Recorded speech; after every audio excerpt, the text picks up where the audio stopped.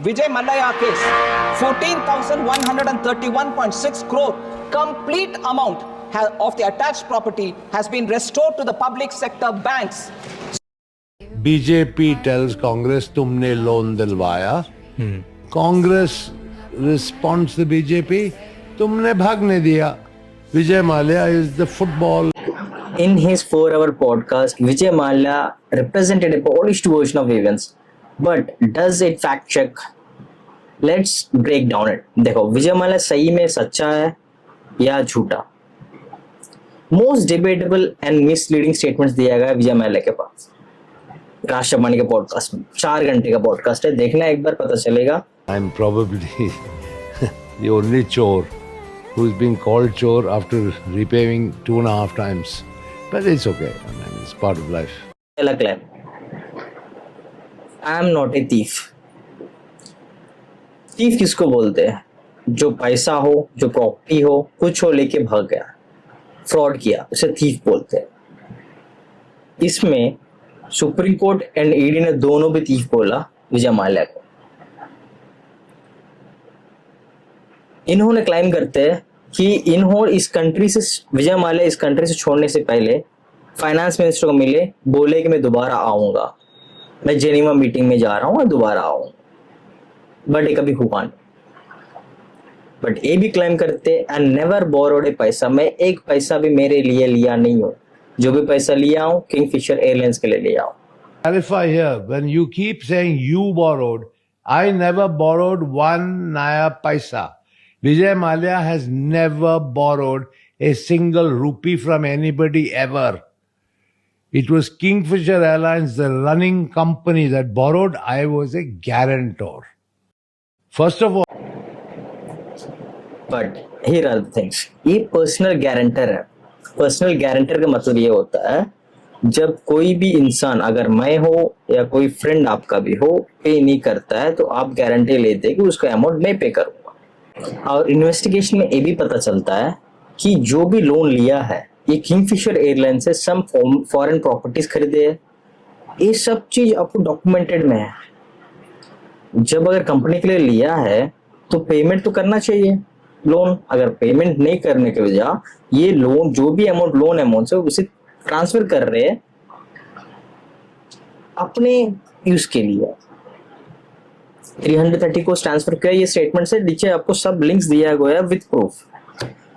ये भी क्लेम करते हैं कि सेटलमेंट ऑफर दिया हूं मैं बैंक को, 4 ऑफर्स दिया हूं, बट बैंक शोज डेटा. देखो बैंक का डेटा क्या होता है, इनको टोटल 17,800 CR मिलना चाहिए बैंक्स को.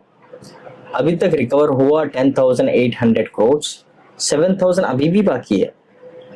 विजय माल्या ये बोलते हैं कि जब कितना लिया, 4,000 का जो क्लेम करते हैं, 4,000 प्रिंसिपल अमाउंट है, उस पर इंटरेस्ट लगना चाहिए, उस पर लेट पेमेंट फी लगना चाहिए. सबको लगता है, ऐसा नहीं कि छोटे लोन्स को लगता है बड़े लोन्स को नहीं लगता. आप लेते हो आपको भी लगता होगा, आप क्रॉस चेक कर लीजिए. ये सेटलमेंट ऑफर हमेशा फेक है. जो भी अपना प्रॉपर्टी जो भी है उतना बाहर डाइवर्ट किए और चले गए. जब कोई पेमेंट नहीं करता है तभी उनके प्रॉपर्टी सीज होते हैं. नॉर्मली तो सीज नहीं होता है, ये तो फैक्ट सबको पता है. जब सीज किया गया उसके बाद वेट किए कि पेमेंट मिलेगा, पेमेंट नहीं मिला, तब रिसेंटली जो भी प्रॉपर्टी से बेचे उसके बाद मनी से किए, उस मनी से पेमेंट किए बैंक्स को. ये निर्मला सीतारमण जी भी ने बताया था. Vijay Mallya case, 14,131.6 crore complete amount of the attached property has been restored to the public sector banks. So there's no एक सर्विस टैक्स में पे कर चुका हूँ. ईडी ने एक फाइल किया है, 100 CR का सर्विस टैक्स कलेक्ट किया पैसेंजर्स से, बट अभी तक डिपॉजिट नहीं किया है. बम्बई कोर्ट में अभी भी ये नॉन अवेलेबल वारंट है. आप लिंक्स पे चेक कर सकते हो, नीचे सारे चीज का लिंक्स दिया हुआ है, आप चेक कर सकते हो. जब पूछा गया स्टाफ को पेमेंट क्यों नहीं कर रहे हो, तो विजय माल्या ने ये बोला था कि मेरे एसेट्स फ्रीज हो चुके हैं, मेरे पेमेंट्स होल्ड किया है, तो इसलिए हम पेमेंट्स नहीं कर रहे.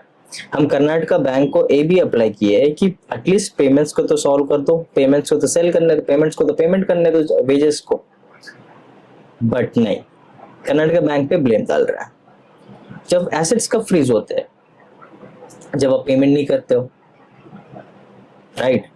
With the bank under the control of the government of Karnataka, we applied officially and formally to the High Court, please release the money to pay the salaries. Court said no. Staff salary अभी तक payment नहीं की है, उस पैसे से 330 CR से divert करके अपने बर्थडे पार्टीज, लग्जरी विलास, ये सब खरीदा गया बाहर। इट्स जस्ट ए नैरेटिव, ये नैरेटिव है, not a criminal intent here. Criminal intent क्यों नहीं है? He is facing criminal charges IPC section के मुताबिक 420 है, 406 है, 409 है for fraud, criminal breach, trust money leading charges. ये पीएमएलए के नीचे आता है। सभी चार्जशीट फाइल किया 6900 कंसोलिडेशन डिफॉल्ट्स का, 900 CR आईडीबीसी बैंक का एंड 180 CR आईओबी बैंक का।